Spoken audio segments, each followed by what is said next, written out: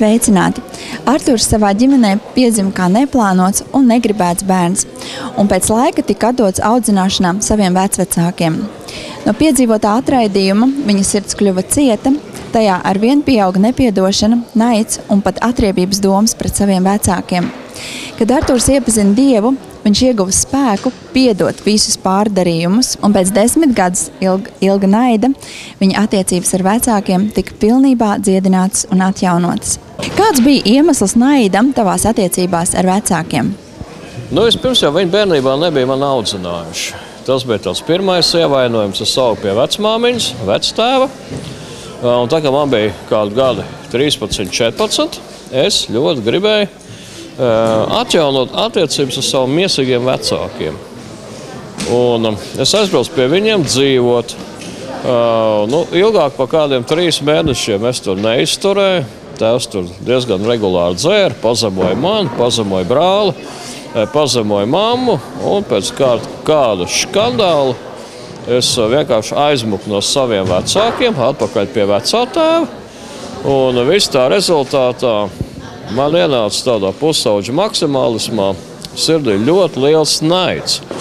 Pret vecākiem, gan pret tēvu, gan pret māti. Man nebija nekāda attiecība ar viņiem 10 gadus, bet šajā laikā, vismaz sākotnēji, es perināju pat atriebības domas. Es pat biju ar mieru nogalināt, ja tas būtu iespējams tā izdarīt to. Vai vecāki mēģināja atjaunot attiecības ar tevi? Tāda pāris bikla mēģinājumi bija. Viņi man zvanīja dažas reizes un arī satikāmies tā nejauši. Bet es izvairījos. Es pateicu tādu kategorisku nē. Un arī tad, kad bija vectēva bēres, viņi teica, tu Artur, tagad esi viens kā koks, tev nav neviena piederīgā vairāk. Un es tā ļoti cieti atbildēju, ka nav, tā nav, ja, un es turpināšu savu dzīvi viens. Un man bija tā doma, ka es pat gribētu uzvārdu mainīt, lai man nebūtu nekā kopēja ar saviem vecākiem. Un pilnībā saraut jau kādas attiecības tā, ka pat es nezinātu, kad viņi mirs un kur viņi tiks apglabāti. Vai šāda attieksme, vai tas naids un nepiedošana, kas tev bija tieši pret vecākiem, vai tas kaut kādā veidā iespaidoja arī citas tavas dzīves sfēras? Es gribēju citādu dzīvi veidot, bet iznāca kaut kā tā, ka es sapratu, ka no sevis aizmukt nav iespējams. Ir tāda lieta kā ģenētika, un es esmu savu tēvu dēls, vienalga, vai es ar viņu kopā dzīvoju vai nedzīvoju. Es biju knapi pabeidzis ārodskolu, ka es dzēru, smēķēju, bija visādas citādas lietas, arī sliktas, kuras bija tieši tādas pašas kā manam tēvam. Tu gribēji dzīvot savādāk un būt labs, bet tev savā spēkā to neizdevās. Savā spēkā neizdevās, un tā kā es pieņēmu Jēzu par savu kungu, tad bija tā, ka ļoti daudz lietas manā dzīvē mainījās, bet tā lielākā cīņa ar Dievu man bija tieši par piedošanu saviem vecākiem. Bet tu saprati, ka tev ir jāpiedod vecākiem, kad Dievs tā vēlās? Bībelē rakstīts, godā savu tēvu un māti, lai tev labi klājas virs zemes, lai tu dzīvo ilgu mūžu, un arī ir tevreizēja vārdi, kad piedod mūsu parādus, kā arī mēs piedodam saviem parādniekiem. Bet tā bija tāda lieta, ko es vienkārši sapratu prātu, bet nespēju izdarīt. Un es ar Dievu strīdējos vairāk nekā 2 vai 3 gadus. Es teicu, Dievs, visas lietas es varu tur neskatīties uz plikām meitenēm, es varu nesmēķēt, es varu nedzert, bet šo vienu lietu piedot savam tēvam un savai mātei, es vienkārši nespēju. Dievs piedod man. Un kādu atbildi tu saņēmi no Dieva? Tas bija Dieva bērns.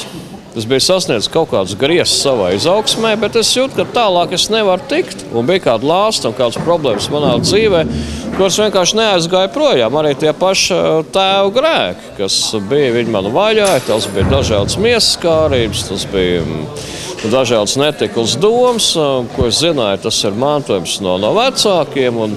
Un es pats nespēju to izcienīt. Un tā bija kāds dievkalpojums, kur mācītājs sludināja par to, ka, ja mēs gribam būt brīvi no visiem lāstiem un gribam saņemt pilnīgu piedošanu savā dzīvē, tad mums ir no sirds arī jāpiedod saviem ienaidniekiem.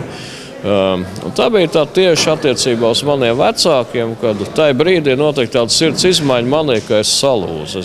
Es raudāju dievkalpojumā, es apņēmos tūlīt pēc dievkalpojuma aizbraukt pie saviem vecākiem, un tur, kur viņi dzīvoja Pārdaugavā, toreiz izlīdzināties, izrunāties, apkamt viņus, salikt mieru. Viņi bija tam gatavi, ja viņi neturēja man nekādu rūgtumu, un arī man vairs nebija rūgtumu. Es tā vienā vakarā biju pilnīgi atbrīvots no rūgtuma, kas bija man mocījis 10 gadus. No sākuma tā atriebība bija varbūt saldu, ja, bet pēc tam es jūtu, ka... Tas tev sāka tevi mocīt paši? Beigās jau tas man sāka mocīt, un es jūtu, ka es nevaru arī turpināt attiecības ar Dievu, tādu cietu sirdi, nepiedodošu sirdi, pie tam pret saviem vecākiem arī. Un kādas ir tavas attiecības šodien ar vecākiem? Ļoti normāls.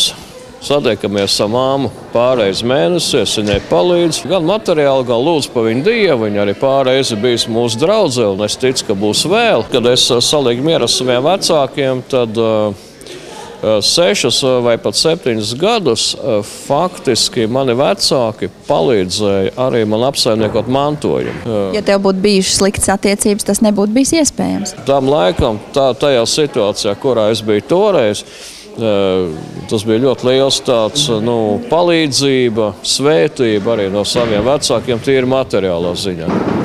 Tad, kad tu izlīdzinājies un ieguvi piedošanu savā sirdī pret vecākiem, tad ne tikai tavs sirds kļuva brīva un attiecības ar Dievu bija izveidojas pavisam cits, bet arī, ka tu saņēmi finanses svētību un dažādas citu veidu svētības. Jā, bet tas nebija noteicošais izliktā miera vecākiem, tāpēc, lai no viņiem kaut ko dabūt. Ja? Jo reāli tieši tajā laikā tēvs zaudēja darbu, viņš saslima, mamma jau bija sen diezgan pensijā. Tā kā faktiski es palīdzēju viņiem materiāli, bet viņi palīdzēja man savādākā veidā. Ko tu ieteiktu citiem cilvēkiem, kuriem arī ir sarežģījumi attiecībās ar saviem tuvākajiem cilvēkiem vai vecākiem?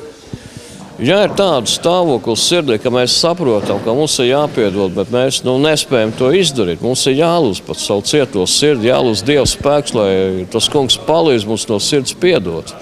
Un tā kā mēs esam saņēmuši to dziedināšanu savai sirdī, tad mums vajadzētu arī tīri fiziski aizbraukt pie tiem cilvēkiem, ar kuriem mums bija naids vai ar kuriem mums bija sliktas attiecības, izrunāties, izlīdzināties. Un varbūt arī, ja šie cilvēki uzreiz tā nesaprot un nepieņem mūs, tad izdarīt no savas puses, kā kristieši, visu, ko mēs varam izdarīt. Un tad arī, es ticu, tā Dieva svētība būs mūsu dzīvē un arī par tiem cilvēku dzīvē.